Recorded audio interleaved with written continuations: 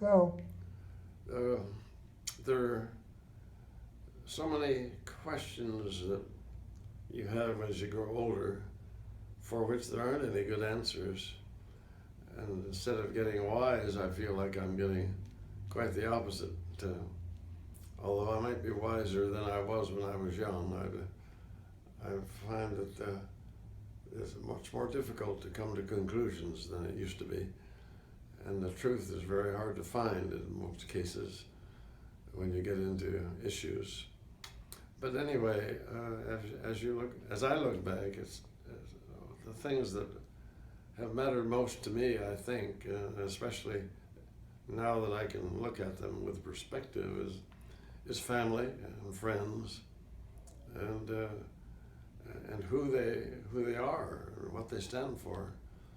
And it doesn't mean that they agree with each other on anything, but I was very fortunate to have a family that most of the elements of it were responsible people who cared about other people and who were pretty set on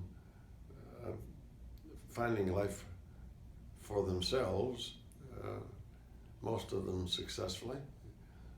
And I'm not sure that I use the term successfully very guardedly, because what might be successful for some might be nothing at all for others. But I had two brothers for whom I had great respect, and it was very hard for me to veer away from the path that they had carved out already, being 8 and 10 years older than I. Although I would say quickly that my next oldest brother, Herb, or we called him Jabe, and I did not get along together growing up. And we seemed to be always stirring up trouble for Mother. And I did recognize early on that Mother always favored me because I was so much younger. So I had a good chance to be the winner out of any argument. And so that would only reinforce my brother's intent on getting even with me one way or another. But that was all growing up, and it was reasonably healthy, I think. And I had parents and grandparents whom I knew well and could respect and honor. It was, and the uncle and aunt that I also knew were very, very conscientious people. So it was a close family in that sense, and there were other aspects of the family that other elements of the family further removed biologically, I guess you'd say, that I didn't know that well at all. But one of the kinds of things that impressed me from the get-go really was that the Sunday, the Christmas dinners that we would have, and my grandfather and grandmother would be the host for the Christmas dinners, and they would also invite two other couples that were not a part of our family, but it just served I don't know quite what purpose, but for me in growing up, but I could see that how much those two couples appreciated being included in our family reunion at Christmas. And one of them was the Jordan family. He was blind, and Mrs. Jordan got about with a cane, and so we would pick them up to bring them to the Christmas dinner each year. And he was the librarian for the university for many, many years.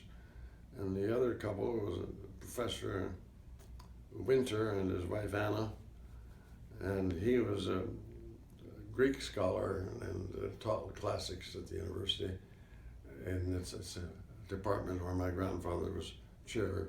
What university? That was the University of Michigan. And my grandfather and Dr. Winter, John Winter, would exchange poems each Christmas, and they'd be very long poems, and they'd be very entertaining.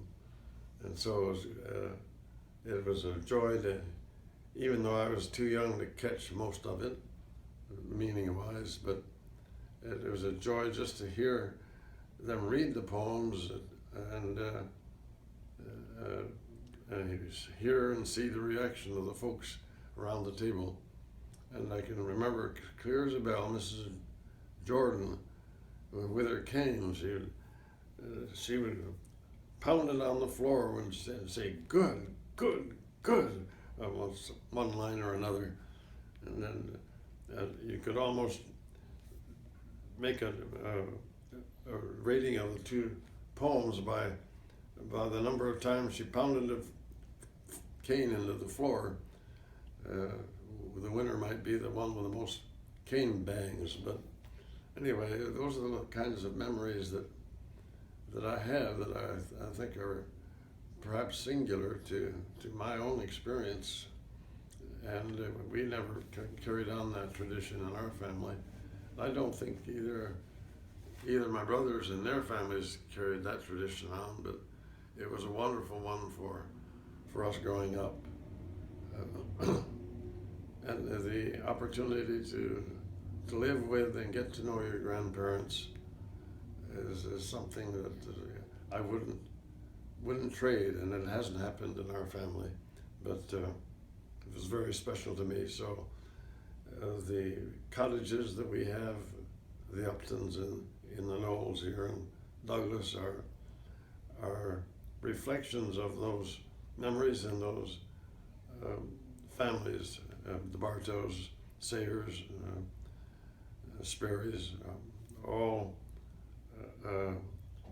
particularly close to me as I grew up and continue to be so. The Bartows no longer alive, but Sperry's, Nancy's still alive, and we continue to talk regularly.